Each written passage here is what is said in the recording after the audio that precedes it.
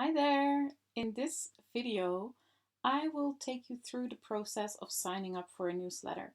Now, this might sound really silly that we're going to talk about this, but there's more to the whole process than you might realize.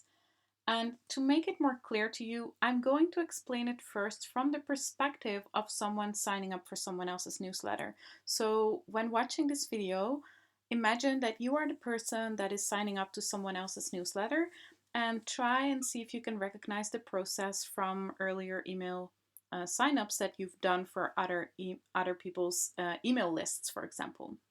So there's two ways in which this sign up process can work, and I will explain the different ones to you. So the most straightforward one is this one. You see someone's sign up form. So this can be on their website, for example, where it says, I have this amazing PDF with 30 tips for XYZ. And if you sign up, I will send you the PDF. So on the sign up form, you leave your name and email address. And the next step is that, as soon as you click submit or yes, please send me the freebie, you will be taken to a different page. And that's what we call the thank you page. And on the thank you page, there is a link to the PDF, for example. So there is a link to the freebie that you can download from that thank you page. Now, at the same time that you go to that thank you page, you'll be sent there automatically from the sign up form. The program also sends an email to you with the freebie inside. Now, some people don't have the freebie on the thank you page or don't send the email with the freebie.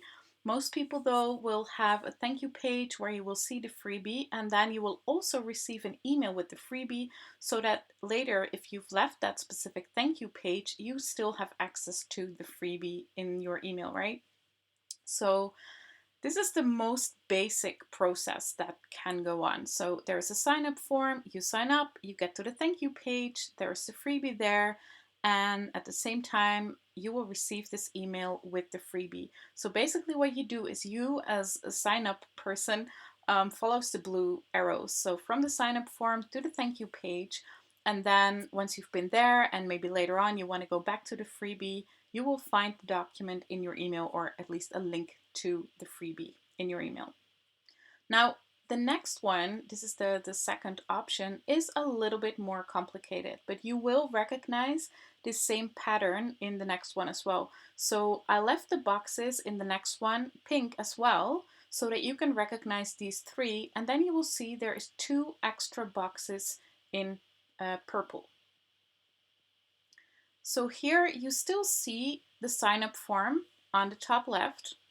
And if we jump all the way to the right here, you see the thank you page with the freebie and the email with the freebie, just as in the other process that we just saw. However, this process is a little bit more complicated. So in this case, and you will have seen this process as well, I'm sure, is you sign up on the form and you get to a confirmation request page, as I like to call it. Some people call this a thank you page as well, but I find that confusing because we call this one here on the right a thank you page as well. So basically what it says, you leave your name and your email, you get to this confirmation request page, and basically what it says, there's no freebie there. It says, please go check your email and confirm that you would indeed like to receive my freebie and that you want to be on my list. So this page is nothing more than telling you, please go check your email. Sometimes people have a video on there, explaining where to find the email, to check their spam box, to check your spam box if the email may not have gotten to your inbox straight away. So after you've clicked on, so the confirmation request page is there, and then right at the same time, the program is sending you the confirmation request email. So the confirmation request page is telling you to go check that email, and the confirmation request email, as I like to call it, has this button where it says, yes, I indeed like to subscribe to your freebie and to your list. Once you've clicked that button, you then get onto the thank you page where there is the freebie, and you will receive an email with the freebie as well. Again, just as with the simpler version, a person might not have the freebie on the thank you page. So in that case, the thank you page will only say, thank you for subscribing. You know, your subscription is now confirmed. Please check your email. There's the freebie. So, and some people will only have it on the thank you page and not in the email. So it can be both of these pink boxes on the right or just one of them. Now, I'm going to make it not more complicated actually, but now I'm going to give these two processes a name. And you've probably heard of single opt-in and double opt-in. And people hardly ever know what exactly that means and why they even exist. Now, the simple one I've shown you is called a single opt-in, because basically what you need to do, you sign up, you get your freebie straight away, and you get the email with the freebie, right? So you don't have to confirm that you actually like to be on this person's list. So it's a single opt-in. You're opting in for their list. You only need to do that once because you just leave your name and email on the sign-up form, and then the whole process gets to work, right? Now, the more elaborate one, ta-da, surprise, surprise, is called double opt-in.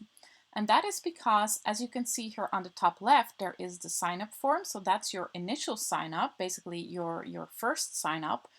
And then it requires that you submit again or like confirm again that you would like to subscribe to someone's list.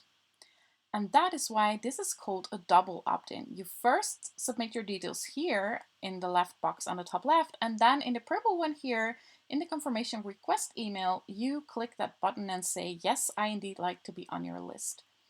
Now, if you're looking at this from someone subscribing to a list, this process is more elaborate. It takes more time. Sometimes you forget to press the confirmation button and then you don't receive your freebie.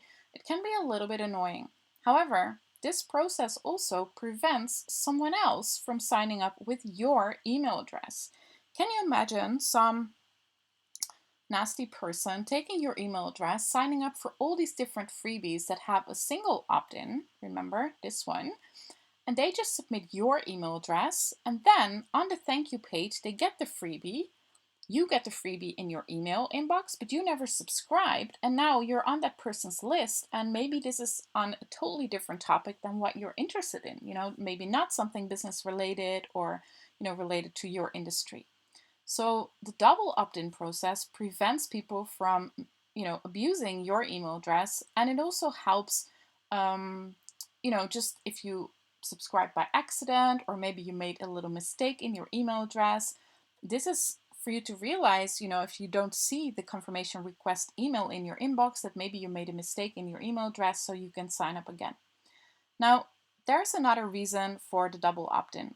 In many countries in Europe, and maybe even all of them, I'm not sure about that, and for people targeting Canadians, and I think there's a similar rule in Australia, it's actually a legal obligation to have this double opt-in process. Now, I know that not everyone that is targeting Canadians or is from Europe or, you know, that falls under these laws is actually using the double opt-in. These people choose to just not do it and hope they won't ever get a fine or will never get caught or something.